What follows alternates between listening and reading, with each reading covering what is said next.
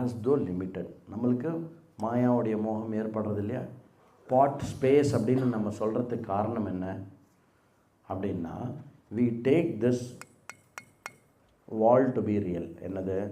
இந்த பானையினுடைய இந்த செவுரு இருக்கு இல்லையா, பானையினுடைய ஆக்காரம், அதை உண்மையாக எடுத்துக்கொள்வதனால் என்ன ஆகிடுறது அப்படின்னா, இந்த வெட்ட வெளி பானை வெளி என்று சுருங்கியதாக சின்னதாக நம்ம பார்க்குறோம். அதனால என்ன ஆகிடுறது, இது சின்ன இடம், இது பெரிய இடம் அப்படின்னு சொல்கிறோமா இல்லையா?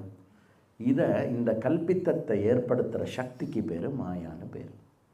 அப்போ மாயை என்ன பண்ணுறது அப்படின்னா, பிரம்ம சைத்தன்யமாக அகண்டமாக இருக்கக்கூடிய என்னை இந்த உடம்பு மனசு என்ற இடத்தில் விளங்குவதனால் இது மட்டுமே நான் அப்படின்னு அகண்டமாக இருக்கக்கூடிய என்னுடைய தன்மையை கண்டப்பட்டதை போல் விளங்க